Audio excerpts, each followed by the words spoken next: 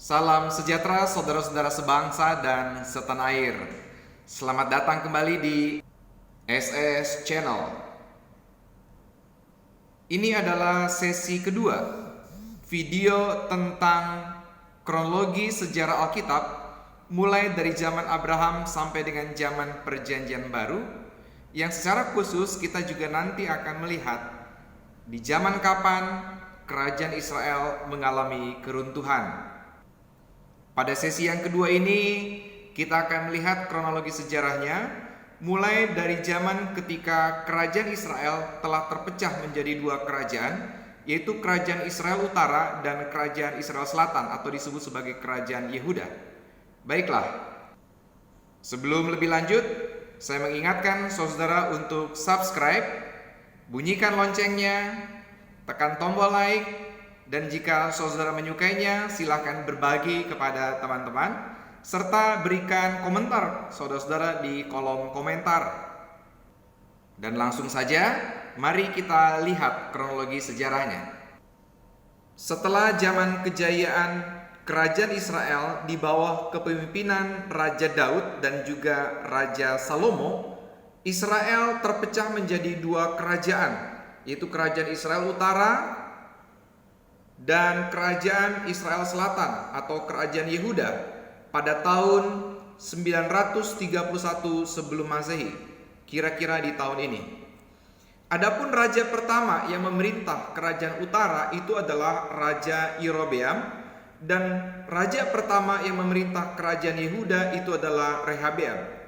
Rehabeam ini adalah anak dari Raja Salomo yang mulai memerintah kurang lebih tahun 931 sebelum Masehi. Dan dalam masa periode tahun sekitar 931 sampai dengan 721 sebelum Masehi, memerintahlah para raja di Israel Utara dan memerintahlah raja juga di kerajaan Yehuda. Dan pada saat yang bersamaan di periode ini ada tokoh-tokoh nabi, mulai dari Nabi Elia, Elisa, Yunus, Amos, Yesaya, Mikha, sampai dengan Hosea. Tahun 722 atau tahun 721 sebelum Masehi, kerajaan Israel Utara di zaman Raja Hosea, ini Raja Hosea ya, bukan Nabi Hosea, beda, dua tokoh yang berbeda dengan nama yang sama. Ini menjadi titik yang sangat penting bagi kerajaan Israel Utara, karena inilah titik tahun runtuhnya kerajaan Israel Utara yang terdiri dari 10 suku di utara. Keruntuhan kerajaan Israel Utara ini menjadi semacam tonggak bagi fase zaman berikutnya, karena setelahnya kerajaan Israel Utara tidak lagi dianggap sebagai kerajaan atau sudah dianggap hilang sama sekali saat mereka mengalami pembuangan ke Asyur. Di Asyurlah, dalam pembuangan ke Asyurlah, mereka kemudian dipaksa untuk kawin campur, sehingga orang-orang dari kerajaan selatan, yaitu kerajaan Yehuda, menganggap kerajaan Israel Utara sudah tidak lagi murni sebagai keturunan Israel, dan mereka kadang-kadang dianggap sebagai bangsa yang kafir. Maka dari periode tahun 721 mutlak hanya tinggal kerajaan Yehuda yang hidup, yang terdiri dari dua suku, yaitu suku Yehuda, suku Benyamin, ditambah lagi dengan satu suku yaitu suku Lewi yang menjalankan tugas pelayanan di Bait Suci. Jadi mulai tahun 721 sebelum Masehi, ini menjadi babak baru bagi sebuah kerajaan Yehuda sesudah saudara mereka yang di utara mengalami keruntuhan. Menarik juga untuk kita perhatikan nama-nama tokoh nabi yang hidup di zaman ini, yaitu ada Nabi Yesaya, ada Nabi Mikha, ada juga Nabi Hosea. Nah, selanjutnya di fase kerajaan Yehuda yang dimulai dari Raja Manasye sampai ke Raja Zedekia, yaitu raja terakhir kerajaan Yehuda, di sini juga kita akan melihat ada nabi-nabi yang berperan. Di sana ada Nabi Yesaya, ada Nabi Mikha, ada Nahum, ada Yeremia, ada Zefanya, Habakuk, Yoel, sampai dengan Yehezkiel. Nah, menarik juga di sini karena sesudah keruntuhan Israel Utara, kerajaan Yehuda juga pada akhirnya menemui satu titik di mana mereka juga mengalami keruntuhan, yaitu di periode tahun 587 sebelum Masehi.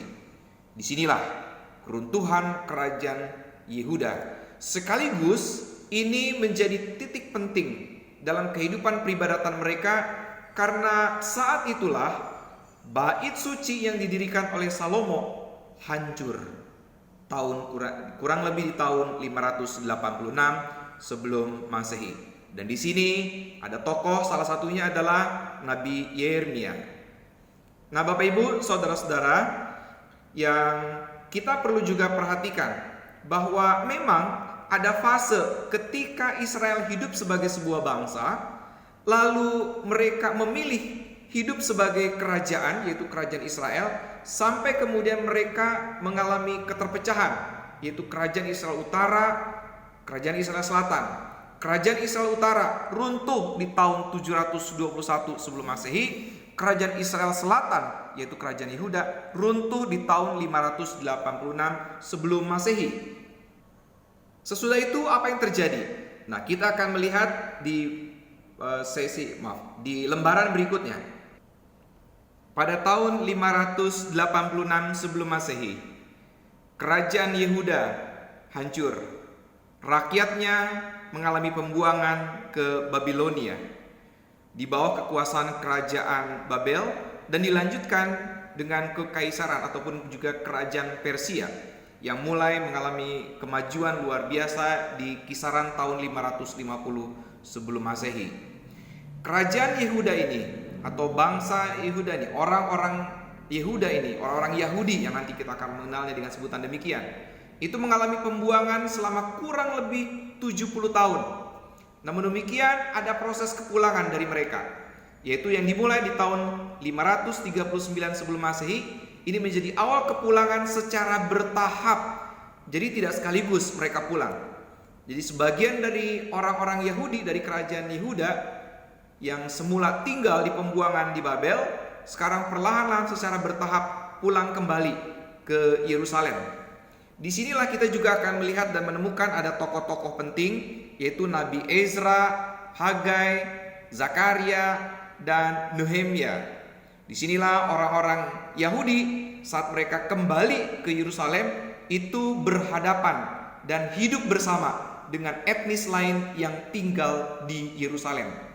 Kisah tentang etnis yang ada di Yerusalem dapat kita temukan juga di dalam kitab Nehemia. Di masa-masa inilah Nehemia kemudian mulai menggerakkan orang-orang Yahudi untuk kembali membangun bait suci. Dan proses itu bukanlah proses yang mudah, karena mereka harus berhadapan dengan bangsa atau etnis lain yang hidup di Yerusalem, dan juga berhadapan dengan orang-orang Yahudi yang agak malas atau agak enggan untuk membangun kembali bait suci. Sehingga bait suci itu dibangun dalam jangka waktu yang relatif lama di bawah kepemimpinan Nehemia. Sampai pada titik di zaman kurang lebih tahun 515 sebelum Masehi, ketika bait suci yang baru di bawah kepemimpinan Nehemia itu diresmikan, ditabiskan. Di sini ada Ezra dan juga ada Nehemia. Fase berikutnya itu adalah zaman ketika orang-orang Yahudi yang mengalami pembuangan tidak semuanya mau pulang ke Yerusalem. Sebagian di antara mereka ada yang tinggal di daerah pembuangan, dan itu terwakili oleh sosok-sosok seperti Esther dan juga saudaranya yaitu Mordekai. Kisah tentang Esther itu kira-kira di tahun 480 sebelum Masehi. Ada juga yang menduga di sekitar tahun 440 sebelum Masehi. Nah, setelah itu orang-orang Yahudi yang kembali ke Yerusalem, mereka yang pulang kembali ke tanah nenek moyang mereka, itu terpaksa harus menjalani kehidupan di bawah kekuasaan yang berganti-ganti.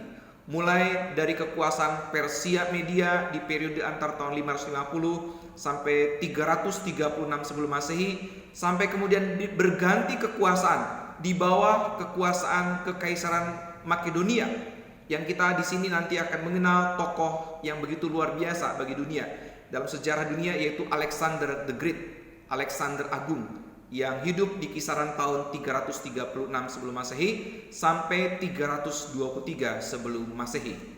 Setelah itu mereka terus di bawah kekuasaan Makedonia sampai di bawah kekuasaan dinasti Ptolemeus. Di kisaran tahun 323 sampai 198 sebelum Masehi berganti lagi di bawah kekuasaan dinasti Seleucus, yaitu tahun 198 sampai 166 sebelum Masehi.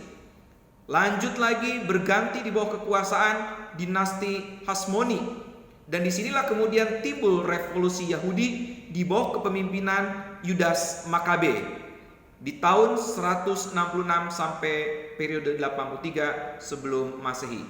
Yudas Makabe menjadi sosok yang begitu karismatik di kalangan bangsa Yahudi yang hidup saat itu. Lalu di tahun 63 sebelum Masehi, kehidupan mereka di bawah kekuasaan Jenderal Pompeius yang merebut Yerusalem di kisaran tahun ini. Dan tahun 27 sebelum Masehi di bawah kekuasaan Kekaisaran Romawi sampai dengan zaman kelahiran Tuhan Yesus yang beberapa ahli menduga lahir di sekitar tahun 4 atau sekitar 3 sebelum Masehi. Menjadi masa, menjadi tahun kelahiran Tuhan Yesus. Tahun 30 adalah peristiwa penyalipan, kebangkitan, dan kenaikan Tuhan Yesus ke sorga. Sekaligus juga ada fase yang sangat penting bagi kekristenan, yaitu peristiwa Pentakosta yang juga terjadi di tahun 30 Masehi. Sejak saat inilah kekristenan mulai tersebar. Nah, titik terakhir dari catatan kronologi sejarah Alkitab itu adalah periode tahun 70 Masehi ketika hancurnya Yerusalem akibat penyerangan dari Kekaisaran Romawi di bawah kepemimpinan Jenderal Titus, sekaligus menjadi kehancuran bagi bait suci yang didirikan oleh Nehemia. Ini tahun 70 ini menjadi awal mula bagi Yahudi diaspora dan juga Kristen diaspora, yaitu orang-orang Yahudi dan orang-orang Kristen yang tersebar ke seluruh pelosok dunia sampai saat ini. Inilah sesi kedua dari kronologi sejarah Alkitab mulai dari zaman Abraham sampai dengan zaman Perjanjian Baru. Dan saya mengingatkan kembali, jika saudara-saudara menyukai video ini, tekan like, bunyikan loncengnya, berikan komentar, berbagilah kepada teman-teman saudara-saudara, dan jangan lupa untuk subscribe. Sampai jumpa di konten video berikutnya. Salam persatuan untuk NKRI, harga mati.